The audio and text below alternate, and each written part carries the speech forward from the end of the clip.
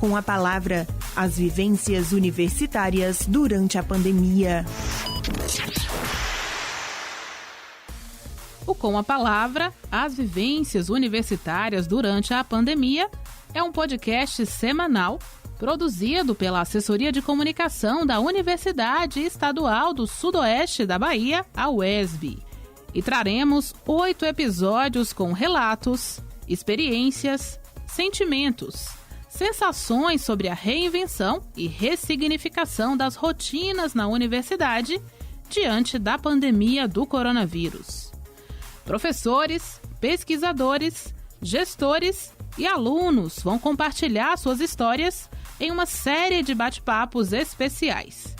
Entre os temas abordados estão a importância da ciência na pandemia, um olhar mais atento à saúde mental e a utilização da comunicação como estratégia para a divulgação dos fatos.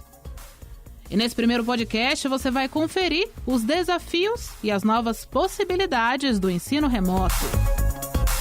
Por conta do distanciamento social, a medida mais eficaz utilizada para combater o contágio do coronavírus, várias instituições de ensino tiveram que fechar as suas portas e pensar em medidas emergenciais para garantir a continuidade do processo de ensino-aprendizagem dos alunos. Assim, buscando encontrar saídas que minimizassem os impactos dessa situação, as universidades do mundo inteiro migraram suas aulas para a modalidade virtual. Naquele momento, o esforço era garantir que os estudantes tivessem acesso igualitário e qualidade de ensino. Ainda assim, a missão dada aos professores não foi fácil, já que muitos deles não estavam familiarizados com essa nova realidade. E é exatamente para falar sobre esses desafios e também compartilhar conosco um pouco de suas experiências pessoais e profissionais tão intensas nesse período de pandemia, que hoje a gente recebe 3 professores da UESB. Talamira Brito, Renaildo Conceição e Johnson da Silva, que nesse último ano, mais de um ano na verdade, tiveram que se adaptar ao ensino na era digital, longe do espaço físico e sem interação presencial com seus alunos. E para começar essa conversa, eu convido a professora Talamira Brito, ela que tem graduação em Pedagogia, mestrado e doutorado em Educação, que atua na educação há mais de 20 anos. Atualmente desenvolve a pesquisa Ensino de Didática na modalidade online, desafios e prospecções no contexto da pandemia pela Covid-19. Primeiro, Talamira, eu gostaria de agradecer a sua participação aqui conosco e queria que você contasse um pouco sobre os desafios trazidos pela pandemia nesse ambiente de ensino e aprendizagem. Primeiro, eu gostaria de agradecer pelo convite, que vocês me fizeram e também pela oportunidade de debater um tema que nos é tão caro, que é a nossa vida, nossa saúde, Nossa saúde pedagógica, nossa saúde mental, nossa saúde em nossa plenitude de viver um momento que é tão singular para todos nós. Então, assim, a gente tem um desafio posto, que é lidar com esse expediente de acompanhar os nossos estudantes nesse ambiente interfásico, de tecnologia. Hoje, através do Google Class, através do Meet, e que nos lança aí algumas questões que estão pautadas, evidentemente, na situação da pandemia, que nos pegou de calças curtas e que também nos pega a partir de uma tradição, porque a nossa universidade brasileira, ela tem uma tradição. Ela completou 100 anos no ano passado, a Universidade do Brasil, a Universidade do Rio de Janeiro, hoje como a gente conhece a UFRJ, e que serviu de orientação para vários movimentos posteriores de construção e de edificação de outras instituições de ensino superior chamadas de universidade. Então, nós temos uma tradição que é a tradição da presencialidade. E a presencialidade foi foi o fio condutor da vida nas universidades públicas brasileiras. Eu vou falar muito assim, pautada na pública, porque foi a minha maior vivência e também é a maior expressão que nós temos no Brasil, chamada universidade, são as universidades públicas, federais, estaduais e algumas municipais. Nós não temos uma tradição de instituições municipais, mas ainda temos algumas no Brasil que sobrevivem. Então, acho que a nossa tradição é da presencialidade e lidar com essa relação interfásica com a tecnologia nos suscita também lidar com outros movimentos, que acredito eu que está associado ao perfil de disciplina, está associado ao nosso perfil de formação e de historicização desse lidar didático-pedagógico, porque nós não podemos nos esquecer que nós somos herdeiros, né? Como herdeiros de processos formativos, nós apresentamos aquilo que nós podemos oferecer à luz do tempo presente, mas que se torna um desafio na medida que outras questões externas, e aí a gente vai falar de políticas públicas de ensino superior, de inovação, ciência e tecnologia, porque são coisas que devem caminhar com a universidade, mas necessariamente não tem acontecido nessa ordem e com esse tipo de convívio. Então, muitas vezes a universidade ela caminha com as suas demandas, mas as dinâmicas de orçamento elas não caminham com a mesma força. E para nós lidarmos com qualquer tempo da universidade com a sua tecnologia, porque a tecnologia ela está presente em nós e nos tempos do processo civilizatório de vários grupos sociais, a tecnologia ela sempre esteve presente.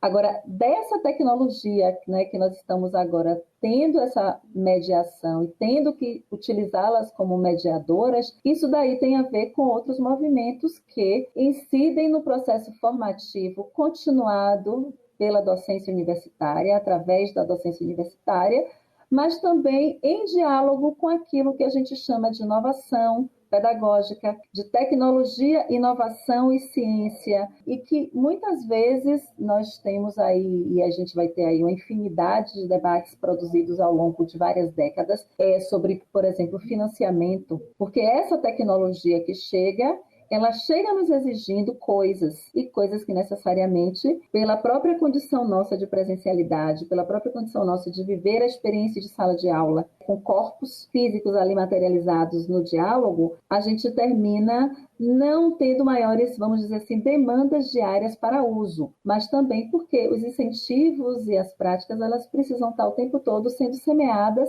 para que a gente tenha mais condições de dialogar com o proposto. Realmente, Talamira, é bem importante a gente refletir sobre toda essa tradição da presencialidade e também sobre os recursos que vêm sendo destinados à tecnologia.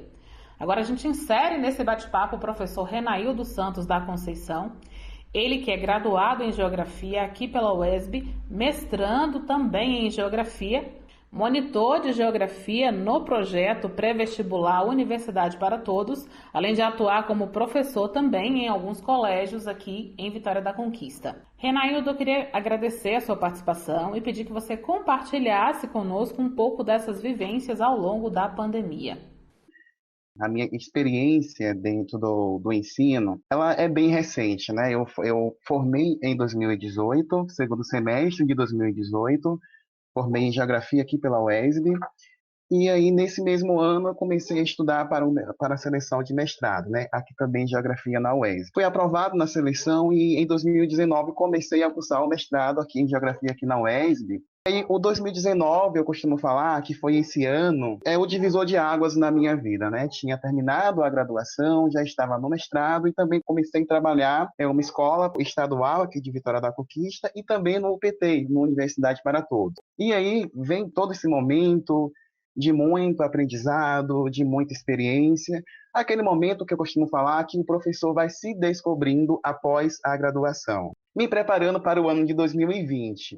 2020, já no segundo ano do mestrado, o que acontece? Infelizmente, né, esse furacão da pandemia, e como a Pró Talamira falou, nos pegou de calças curtas, de calças muito curtas, por sinal, né? 2020 foi aquele ano em que a gente começa a viver esse momento de maior tensão. Tensão porque é aquele momento em que a gente ainda não sabia o que fazer, como se comportar, e aí logo depois vem as iniciativas dos protocolos aí, estabelecidos pela Organização Mundial da Saúde, a gente começa a entender um pouco mais a pandemia, né? 2020 foi o ano em que eu fiquei em casa, por conta aí também as aulas foram suspensas, né, e tudo mais. E continuei com o mestrado, que foi agora viver o mestrado de forma remota. E agora a gente começa a pensar em tudo isso, né? Como fazer um mestrado na forma remota, como fazer pesquisa na forma remota. Então a gente começa a pensar tudo isso,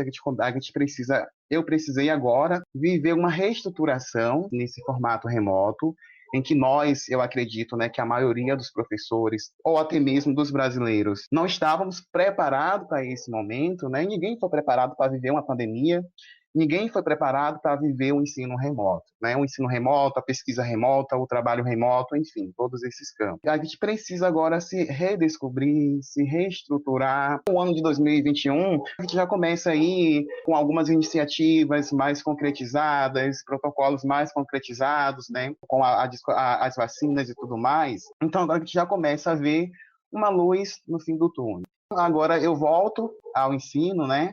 Finalizando o mestrado, e aí volto a trabalhar no UPT e também em uma escola particular e também em pré-vestibular, né? Isso tudo na forma remota. Então agora a gente eu precisei pensar como viver esse ensino remoto, como ensinar, como transmitir, construir conhecimento na forma remota. Nós estamos acostumados a olhar dentro dos olhos dos nossos alunos, a tocar os nossos alunos, a ter essa interação com os nossos alunos, e isso tudo foi nos tirado, e de forma muito rápida, de forma muito abrupta. Então, agora, como pensar em tudo isso, né? Como vencer as limitações do ensino de uma forma remota? Como construir conhecimento na forma remota, né? Então, agora a gente começa a pensar tudo isso. É claro que muitos professores já começaram dessa forma em 2020, né? Eu comecei dessa forma em 2021, e assim, não foi fácil, não está sendo fácil e não é fácil. Mas a gente vai vencendo essas limitações, a gente vai aprendendo a lidar com essas limitações e tentando de todas as formas valorizar a educação brasileira, né? Então a gente tem que pensar uma forma em não ficar muito distante do ensino ideal. Não que no ensino presencial a gente já estava no ensino ideal, né? É importante ressaltar isso também, né? Mas como agora no ensino remoto, não distanciar ainda mais desse ensino ideal. Então a gente vem se descobrindo nesse caminho, tentando vencer essas limitações. Isso mesmo, Renailda, a gente agradece muito essa sua reflexão inicial e agora a gente traz mais uma realidade para ser compartilhada conosco, com o professor Johnson Ney Dias da Silva, ele que é graduado em matemática, mestre em ensino, filosofia e histórias das ciências e doutor em educação matemática. Atualmente ele é professor assistente do Departamento de Ciências Exatas e Tecnologia da UESB. Olá, Johnson, muito obrigada por estar aqui conosco. Eu queria que você trouxesse uma reflexão sobre esses momentos iniciais da pandemia, de que maneira que ela impactou sobre a sua rotina, sobre o seu cotidiano, enfim.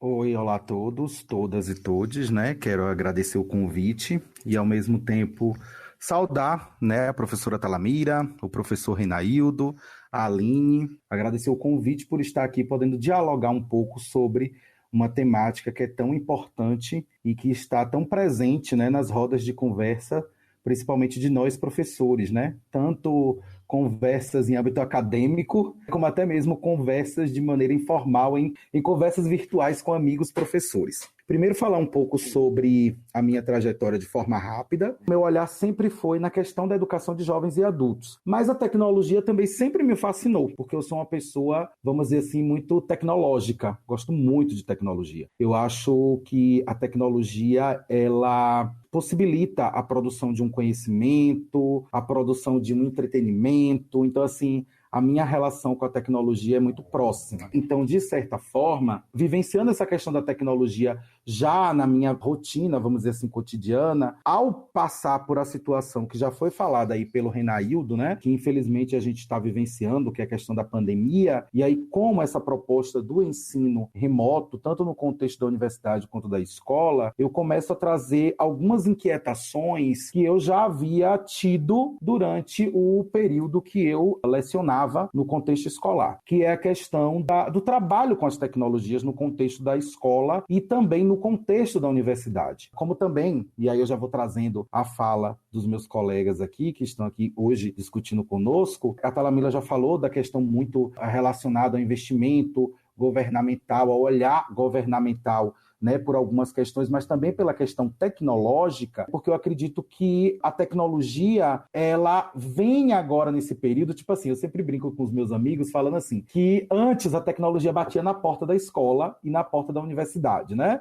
Olha, eu quero entrar, olha, eu quero entrar. Agora com a pandemia, ela deu um chute na porta e entrou de vez. Acho que ela cansou de ficar batendo na porta, né? E aí ela entrou de vez. E acho que a vinda da tecnologia transformou todas as práticas, todo o pensar pedagógico, né, na questão das instituições de ensino relacionado ao seu uso. No meu caso, e aí eu vou trazendo um pouco da minha experiência, eu já trabalhava indiretamente com a tecnologia devido a esse meu fascínio que eu tenho pela tecnologia. Acredito que hoje, né, o meu trabalho com a tecnologia no contexto da extensão, da pesquisa e da aula, do ensino, ele acontece de uma forma, não vou dizer que tranquila, mas para mim em um ambiente, em um local confortável, porque é algo que eu já gostava, que eu já tinha interação, que eu já pensava. E aí, como eu tinha pontuado antes, né, que eu já tinha algumas inquietações com relação à tecnologia, ao trabalho com a tecnologia no contexto educacional, eu acho que agora essas questões elas começam a vir à tona e eu começo a pensar isso. Então agora, nos cursos de formação, de extensão, que eu venho desenvolvendo,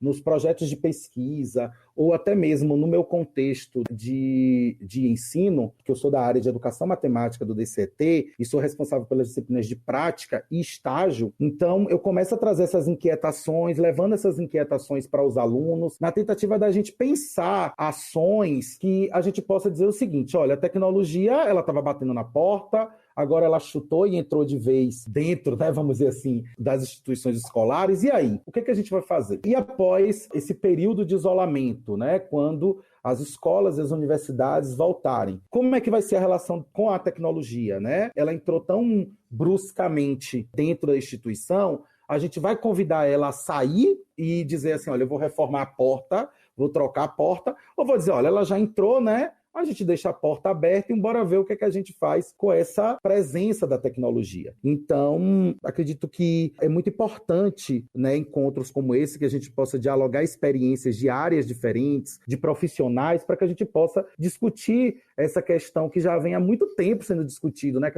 A inserção da tecnologia, a tecnologia no contexto escolar, a tecnologia no contexto da sala de aula e, querendo ou não, a tecnologia, ela agora entrou de vez. Na verdade, ela já fazia parte, né? A partir do momento que a gente começa a pensar, por exemplo, que os nossos alunos, eles são seres tecnológicos. Eles são pessoas que têm aparelhos celulares, que têm smartphones, que têm recursos tecnológicos. Muitas vezes esses recursos estão presentes na sala de aula, mas eles eram uma visita, vamos dizer assim, que tinha alguns momentos que pedia um copo d'água, ou que fazia isso, ou que fazia aquilo, né? Mas agora não. Eles, na verdade, estão presentes, como já estavam, e agora a gente tem esse olhar para eles a partir da questão da pandemia.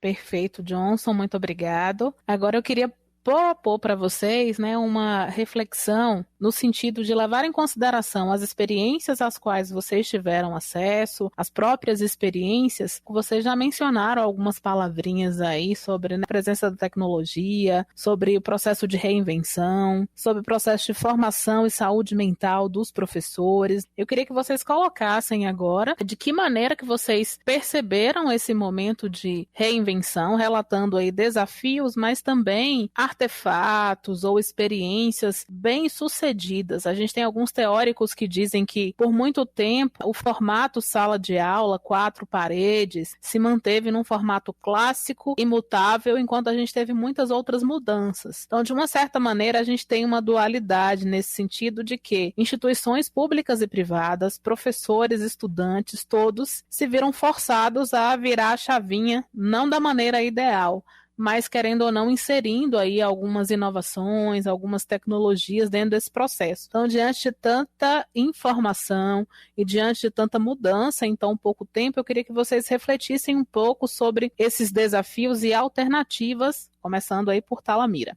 Bem, Aline, tanto o Renaildo quanto o Johnson, eles trouxeram vários elementos, né, que me fizeram também refletir sobre essa questão que você coloca, das nossas experiências, né? Como é que essa interação, ela acontece? Bem, eu me lembro que durante a época que eu fui professora de educação básica em Salvador, que eu sou, né, de Salvador, fiz pedagogia na UNEB, do Campus 1, eu me lembro que nós tínhamos um projeto iniciado pela Lin Alves, inclusive como coordenadora na ocasião, da internet nas escolas. Foi o primeiro projeto, se eu não me engano, que era a introdução de um computador, acho que em 14 escolas municipais, para nós termos esse acompanhamento. E na ocasião eu fui coordenadora, inclusive, de um desses movimentos nas escolas municipais, e que terminou virando, né, o primeiro, um laboratório, vamos dizer assim, quando se chamava, né, laboratório de informática, que era uma sala com 20 e poucos computadores para que os alunos tivessem acesso, interagissem e tudo mais. Então, essa história, ela é de longas datas, né, e atinge várias camadas e várias dinâmicas escolares, de introdução e da necessidade de nós fazermos esse diálogo. E eu acredito que a gente precisa sempre estar caminhando, se não um passo na frente, a gente precisa estar caminhando lado a lado dessas questões que envolvem as interfaces tecnológicas e produção de conhecimento, produção de novas interatividades. Mas é interessante como isso tem me afetado, né?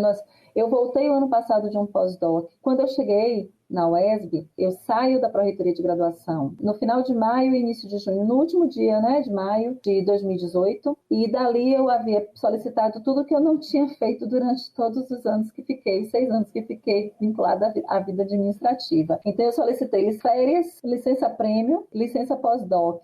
Então eu ficaria mais ou menos uns 2 anos, quase isso, afastado da minha vida cotidiana na UESB, me dedicando a essas questões de pesquisa. E quando eu volto no limbo, né? Eu volto para um lugar, outro, que não foi para a universidade como eu a conhecia, porque eu já retorno para a Conquista com o toque, né, pandêmico, não podemos sair de casa, né? E então que eu volto para uma universidade que não volto, porque também eu cheguei em maio, me apresentou o departamento em maio, e então que nem 2019.2 havia finalizado para que eu ingressasse em 2020.1 com a programação de disciplinas para a graduação e para o programa de pós-graduação, que eu também faço parte, que é a Educação Científica e Formação de Professores. Então eu fico nesse lugar aí de o que é que vou fazer agora. E então que no segundo semestre a gente começa a ter aula, eu começo a ministrar uma disciplina para o mestrado e a gente começa com o Meet. Naquela ocasião eu não usava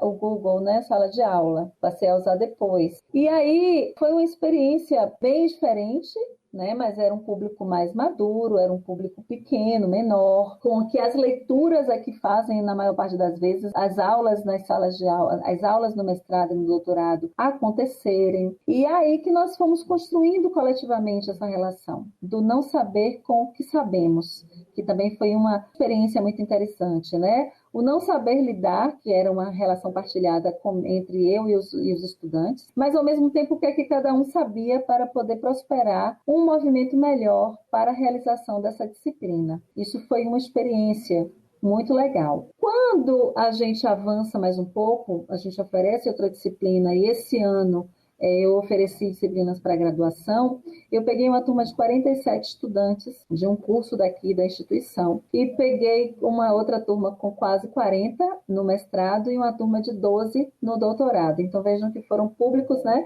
com demandas distintas. Conseguimos construir espaços interativos, legais e construídos também com afeto. Com esses 47 estudantes da graduação, nós construímos uma relação muito interessante de experiência com aula, embora e com algumas dificuldades, porque a gente teve que consolidar atividades, encontros extras, com monitoria, para poder articular as atividades práticas com a construção de projetos de pesquisa, por exemplo. E fomos construindo. Agora, há uma dificuldade muito grande que é concentrada, talvez, não sei se em mim, né? Mas é a necessidade, a sinestesia. Eu sou uma pessoa muito sinestésica. Eu gosto de gente, gosto de conviver com gente, gosto de estar implicada com o meu estudante, com a minha estudante, eu gosto de estar com os meus colegas, eu gosto de viver o meu espaço de trabalho. Então, eu não tenho me sentido feliz com isso. E ainda tem a situação dos instrumentos que nós hoje utilizamos para registrar nossas atividades, que também é muito desgastante. Você preparar tudo e disponibilizar tudo, o máximo que você puder, e você termina ficando plugada 24 horas. Então, isso tem sido, de fato, um espaço que merece maior atenção, porque tem estressado. Nós fizemos uma pesquisa, que eu acho que foi o que também me trouxe aqui nesse momento para estar com vocês, que foi uma pesquisa em âmbito nacional, pela ANDIP, que é a Associação Nacional de Didática e Prática de Ensino, e que foi uma pesquisa para todo o Brasil, né? Várias frentes de pesquisa se uniram por regiões para poder constituir uma pesquisa que levou o nome Ensino de Didática na Modalidade Online, Desafios e Prospecções no Contexto da Pandemia pela Covid. Ela ainda está acontecendo. A gente apresentou no ENGIP do ano passado uma primeira etapa do resultado dessa pesquisa, que era justamente ouvindo vozes, né? Fizemos um formulário gigante para poder oferecer para os professores de todo o país que estavam trabalhando com a didática e para contar um pouco dessa experiência. E essa experiência não tem sido diferente para a maioria dos professores que quiseram participar da pesquisa, desse estranhamento. Há um estranhamento. Então, não é apenas uma perspectiva de vamos mudar, né? Migrar de um ambiente para o outro. Não é migração de ambiente, mas é estranhamento desse processo migratório. Então, nesse estranhamento, o que é que tem sido potência? Bem, para mim, tem sido potência, de fato, me sentir desafiada a estar o tempo todo propondo possibilidades de resistência, porque também consideramos que a universidade, assim como os implicados à instância universitária, não podem simplesmente desaparecer desse cenário, né? Mas, ao mesmo tempo, nós precisamos tomar cuidado com aquilo que a gente propõe, com aquilo que a gente estabelece como sendo o possível, porque necessariamente pode não estar sendo possível. Então, acho que as instituições, de uma maneira geral, precisam escutar as vozes de professores e estudantes que estão vivenciando essa experiência, porque o quantitativo de disciplinas pode não estar sendo, por exemplo, positivo para o processo de produção de conhecimento. O quantitativo de alunos matriculados nas turmas pode não estar sendo tão positivo assim, porque vai depender muito do corpo da disciplina e como a disciplina ela se estabelece. E aí, paralelo a isso, é uma preocupação, né? Eu acho que tem que ser uma preocupação nossa. Uma das questões que foi posta aqui é com relação à experiência dos estudantes, daqueles que já estão, e a expectativa, né, daqueles que, porventura, querem fazer parte e desejam fazer parte desse contexto universitário ou,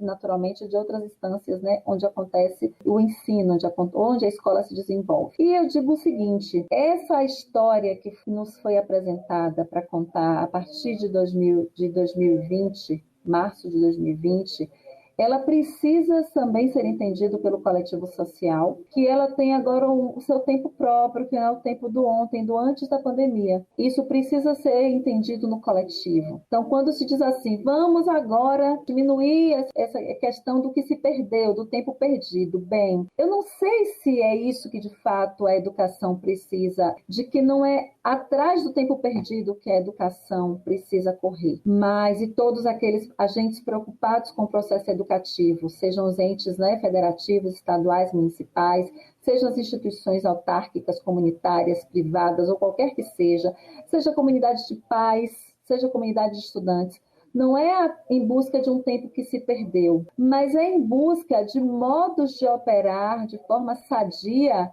a construção de novas possibilidades de se fazer conhecer, se fazer conhecimento, se fazer movimento escola, família, comunidade, se fazer universidade. Os tempos, de fato, aí se tornam elásticos. A gente não pode continuar cabendo em um formato em que se produzia na presencialidade. Os formatos agora, o tempo ele se estende de forma diferente. É um momento de se pensar o que é que nós compreendemos por tempo do fazer, tempo do pensar, tempo, né, de elaborar, tempo de interagir, porque é um desafio que nos vai, acredito eu, que por muito tempo ainda perseverar considerando tudo que a gente tem vivido aqui no país e em outros países com relação a esses espaços do isolamento, do que deve ser isolado, do que deve não ser isolado, do que deve ser mantido, de como é que a gente vai fazer aos 3 tempos, né, que o governo do estado, por exemplo, propôs, o tempo da interface plena, o tempo da semipresencialidade e o tempo da presencialidade nas escolas. Então, nós estamos vivendo supostamente o movimento de chegar à semipresencialidade, com várias resistências, né? Porque ainda continua sendo bandeira de luta nossa a vacinação de primeira e segunda dose para toda a população que tem acesso aos expedientes escolares e universitários. Então, vejo que nós temos aí um desafio que não é de recuperar o perdido, mas é de pensar o que fazer com o que nós temos com o presente caminhando para o futuro. E que necessariamente não precisa seguir à risca o tempo do vivido em outro formato de circulação de pessoas, de permanência de pessoas nos espaços físicos e tudo mais. Então, acho que isso daí está posto para um grande debate e não com a preocupação de recuperação, mas com a preocupação de construir espaços e experiências novas para todos nós e de forma positiva, não para atender a Y ou a Z, mas para atender a um coletivo.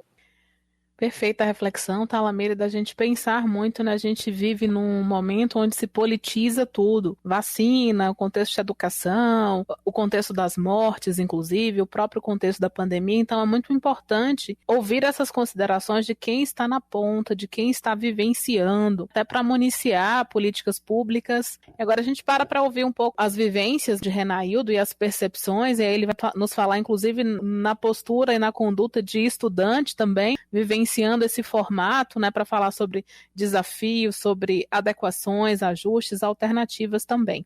Então, a gente está aqui falando desse contexto da educação, do ensino, mas vivendo também, infelizmente, esse momento sombrio, né?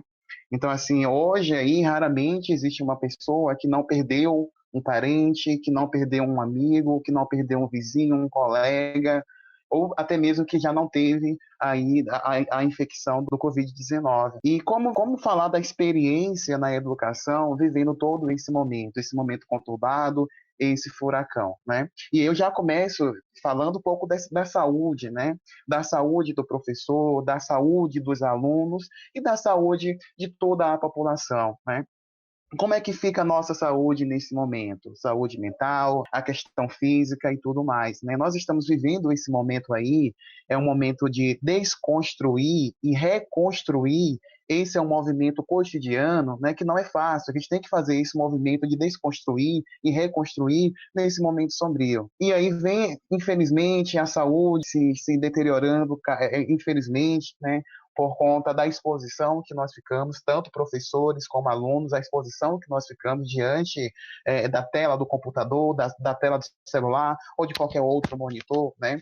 E até mesmo pelo desgaste de ficar sentado o tempo todo, assistir aula o tempo todo. Então, antes nós questionávamos muito as quatro paredes das escolas. A educação, a estrutura da educação do Brasil precisa evoluir. E hoje, não voltando para o passado, trazendo muito aqui o pensamento de Talamira, a gente precisa pensar no futuro, mas assim, hoje nós estamos de alguma forma em um novo formato na educação, né? Mas a gente observa que é um formato que cansou a gente muito rapidamente, né? Trazendo aqui a afirmação de Talamira, muito importante, né? Que dela não se sentir feliz em algum momento por conta desse ensino, né? E esse questionamento, essa infelicidade é de professores, é de alunos, é de pais. A gente não consegue transcender essa questão do contato físico. A gente está no distanciamento, um distanciamento físico. E eu fico me questionando se a gente consegue vencer no ensino remoto o distanciamento social, se a gente consegue ter uma questão mais social. A gente consegue sim, mas talvez aí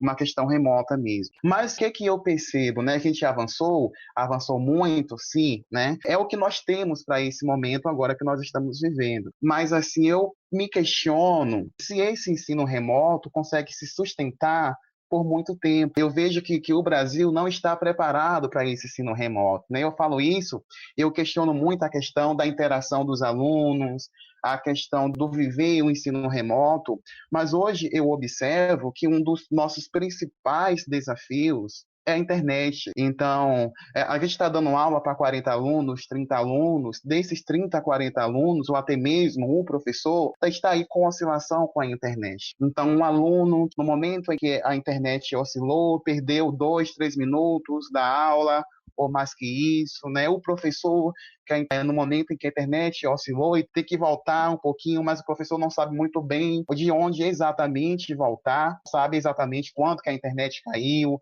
quando que a internet começou a oscilar. Então, assim, a gente não tem esse feedback que a gente precisa ter nesse ensino remoto. É claro que a gente vai aprendendo com essas limitações, a gente vai aprendendo com esses desafios e a gente vai aprendendo a superar tudo isso aí, né? Professor junto com os alunos. E a gente também vive em um momento da questão do conhecer o nosso aluno, né? Muitas vezes a gente só conhece o aluno pela voz, a gente só conhece o aluno pela fotinha no perfil, pelo que o aluno fala no chat, né? Então é uma limitação muito grande e a gente não está acostumado com isso. A gente está acostumado com o contato físico, a gente está acostumado a questionar os nossos alunos, a levar indagações aos nossos alunos, a perceber que o aluno não está na aula, isso no ensino presencial, né? Que o aluno não está ali focado na aula, ir lá, trazer o aluno para a aula, e isso a gente não consegue fazer no ensino remoto, né? Então, assim, é um campo que precisa de muitos estudos, de muitos avanços para vencer, superar todos esses desafios. E também tem aquele momento, né, falando agora como um professor que tem muitos colegas que terminaram a graduação, né, e Talamira até usou essa expressão, o voltar e não voltar. As pessoas que estão terminando a graduação, até mesmo concluindo a graduação no ensino remoto, não estão conseguindo começar, porque é como se o mercado de trabalho estivesse fechado para esse momento. Então a gente está vivendo aí também um problema de saúde de muitas pessoas que terminam a graduação, não conseguem se inserir no mercado de trabalho, né? Pessoas que ficam 4, 5 anos ou mais que isso na graduação, se preparando para ingressar no mercado de trabalho e não conseguem fazer isso agora, né? Porque parece que o mercado de trabalho está fechado. E aí isso não é só para as pessoas que se formam, também é para as pessoas que perdem os seus empregos, para as pessoas que não conseguem se inserir nesse momento remoto e acabam pedindo demissão ou até mesmo afastamento por conta de problemas de saúde e tudo mais, né? Não é uma situação fácil. A gente tem que olhar, tentar ampliar o nosso olhar e tentar enxergar o máximo possível aí do que a gente conseguir ver diante dessa situação. Uma situação que ela é igual, todo mundo está vivendo a pandemia, mas ela é muito diversa, é complexa. Certinho, a gente passa agora para Johnson falar um pouco sobre essas experiências dele, para a gente, na sequência, passar já para as considerações finais. Papo bom é assim, rende, a gente nem percebe o tempo passar. E aí a gente pensa no primeiro desafio que vem para o professor, que é a questão do professor sair da zona do conforto. O professor, ele antes tinha um contexto que ele tinha o controle, né? Vou botar assim, controle entre aspas, desse contexto.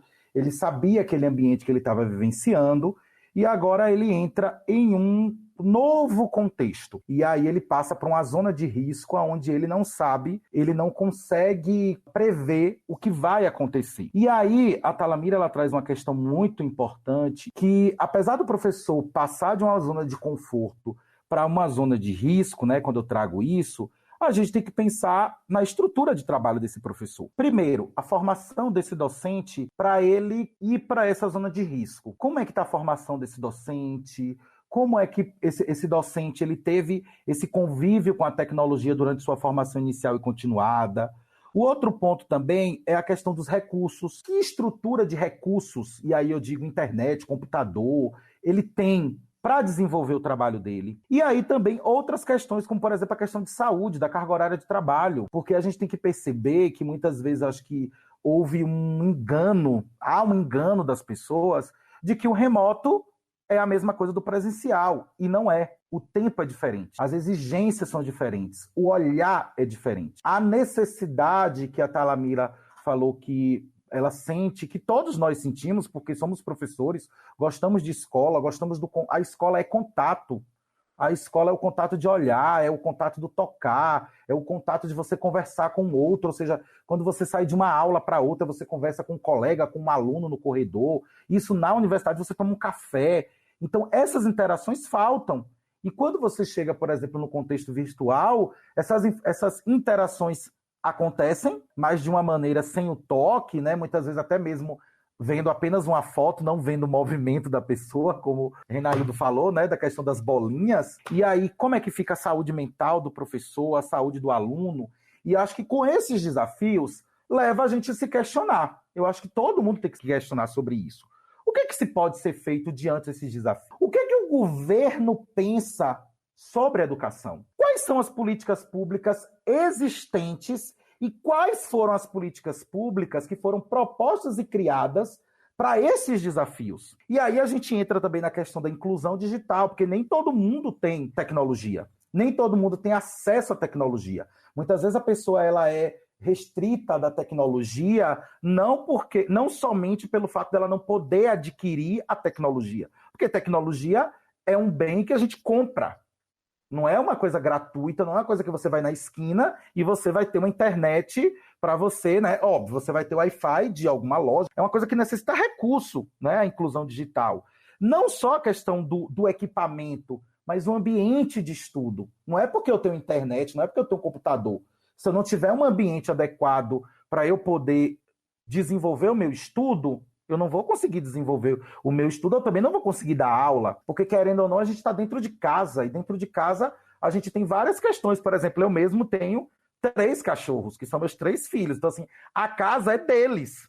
Então, querendo ou não, eu tenho o meu ambiente, o lugar que eu fico aqui, tudo, mas não é todo momento, porque eu tenho uma rotina dentro da minha casa com os meus cachorros, ou se fosse meus filhos, ou se fosse, né, qualquer outras pessoas que morassem comigo, eu teria eu não posso ficar 24 horas, não posso criar um ambiente 24 horas de trabalho, porque querendo ou não, trabalho dentro da minha casa. Pensar nessa questão dessa estrutura, pensar também que não é só uma questão de estrutura relacionada à educação, mas como o Renaildo pontuou, que foi muito interessante, é o seguinte, são outras questões que perpassam. Questão de saúde, questão econômica. Então, como é que o governo, como as políticas públicas pensam nisso? Porque, por exemplo, não adianta, por exemplo, eu ter todos os recursos tecnológicos, eu ter o ambiente para estudar, mas dentro do meu contexto social, eu estou passando por alguns problemas, como, por exemplo, o que o Renaildo pontuou, a falta de oportunidade, a falta de trabalho, ou então emprego. Então, é uma situação muito maior. E eu acho que aí o papel é das políticas públicas e é de quem está na gestão dessas políticas públicas. E acho que esse momento de desafio traz a questão que aí eu trago a fala da Talamira, que eu achei muito interessante e que eu vou levar para a minha vida, Talamira, que é a questão de que não é um tempo perdido, nunca foi um tempo perdido. Eu acho que é um tempo de conhecimento, é um processo que a gente tem que parar e pensar no que a gente tem, no que a gente quer, para a gente poder se reestruturar, reinventar, rever o caminho que a gente está seguindo. Eu acho que é um momento de transformação, porque eu acho que a educação é um processo. E aí, de certa forma, é o professor, tipo assim, começar a se sentir confortável na zona de risco. É ele começar a se familiarizar, é ele se permitir, é ele se inventar, é ele não ter medo de errar, é ele tentar criar essas alternativas. E também começar a se questionar como uma das alternativas sobre as políticas públicas. Eu acho que seria isso. Ótimo, Johnson. Ótimas considerações, né? Um compartilhamento muito rico. Agora, respeitando só a questão do tempo, eu vou pedir para a gente fazer as reflexões finais, trazendo mesmo a mensagem final, o sentimento final.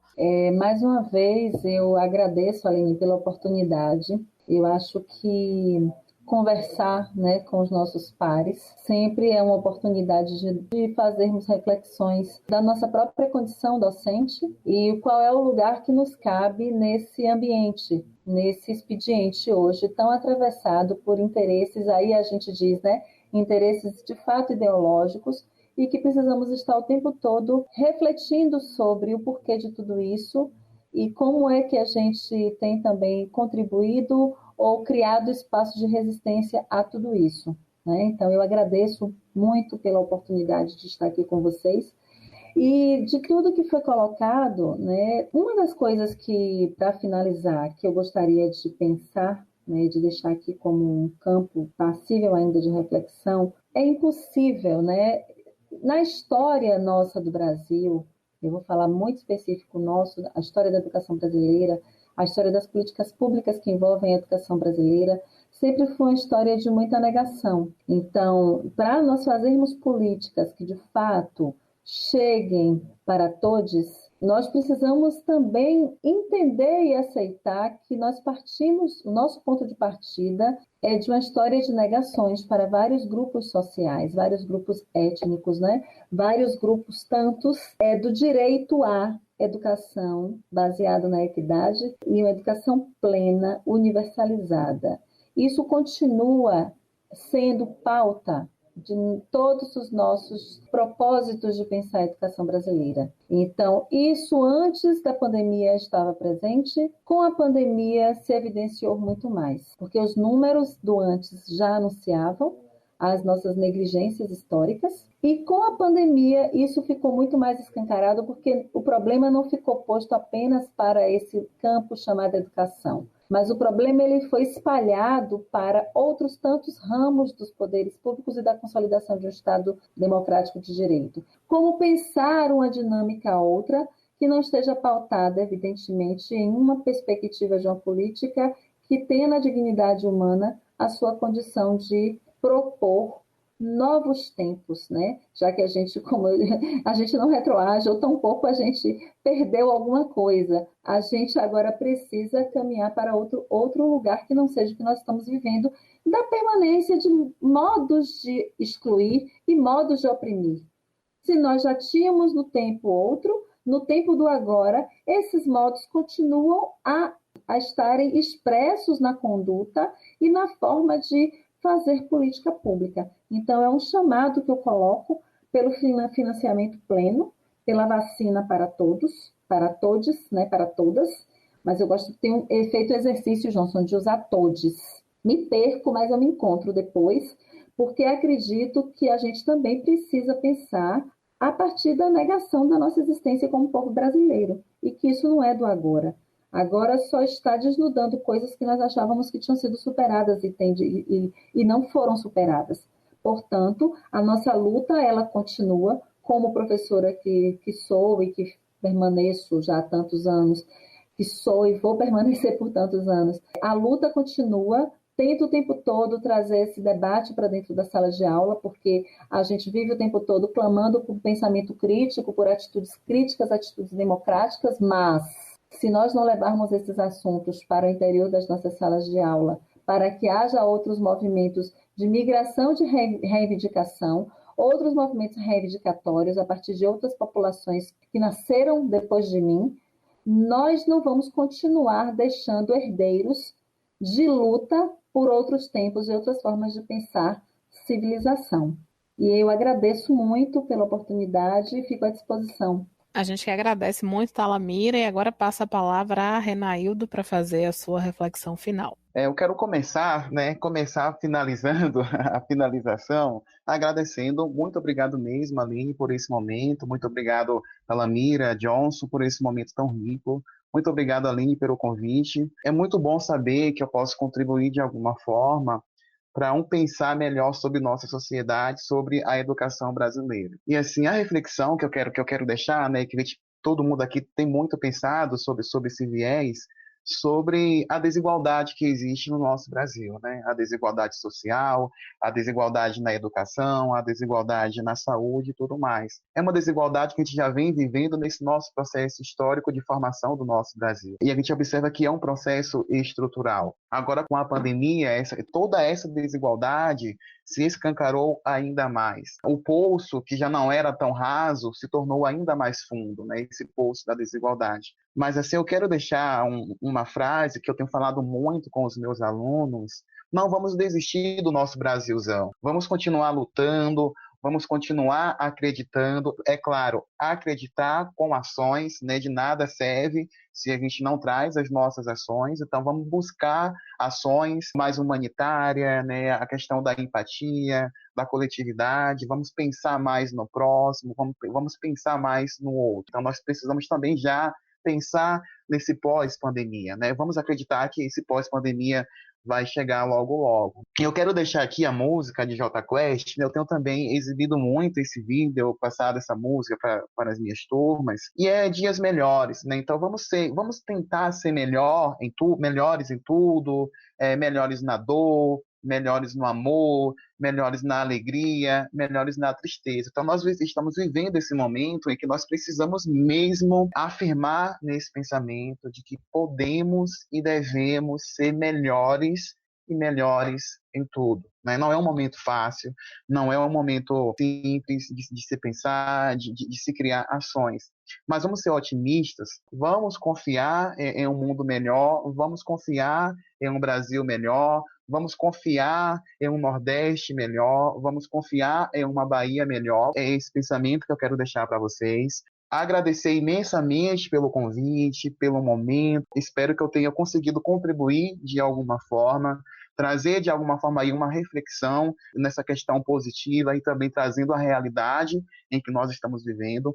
Perfeito. E agora a gente finaliza com essa reflexão final de Johnson. Primeiro, eu queria agradecer o convite, dizer que foi ótima conversas. Digo que aqui as falas já me deram várias folhas de anotação para pensar em coisas. Pois é, então agradecer e dizer, acho que é essa questão mesmo, né? A gente pensar nessa questão do que vai acontecer após esse momento pandêmico. O que queremos, o que precisamos lutar, o que precisamos modificar, ter essa consciência com relação a isso. Então é isso, eu queria agradecer, né? E espero que a gente possa futuramente se encontrar presencialmente, para dialogar um pouco mais, para falar um pouco mais, não só sobre esse tema, mas sobre outros temas. O primeiro episódio desse podcast com o tema Os Desafios e as Novas Possibilidades do Ensino Remoto. A gente conversou com a professora Talamira Brito, com o professor Renaildo Santos da Conceição e com o professor Johnson Ney Dias da Silva, que compartilharam conosco parte desses desafios, mas também algumas adaptações que foram realizadas ao longo de toda a pandemia. Eu fico muito grata pela participação de todos vocês e também muito feliz por perceber que a gente tem professores que se preocupam tanto com a lida diária da educação e principalmente com melhorias para que a gente tenha um futuro ainda mais promissor dentro da educação, principalmente da educação pública e de qualidade destinada a todos. Essas e outras histórias contadas no podcast vão integrar o e-book Com a Palavra, as vivências universitárias durante a pandemia, que vai ser lançado no mês de outubro e estará disponível no site da UESB. No próximo episódio, você confere a importância da ciência na pandemia, desafios, estratégias, soluções encontradas, parcerias firmadas. Tudo para o trabalho de pesquisa não parar e a comunidade continuar sendo beneficiada com as descobertas da ciência. Esse podcast é uma produção da Assessoria de Comunicação da Universidade Estadual do Sudoeste da Bahia, a UESB. Com a palavra, as vivências universitárias durante a pandemia.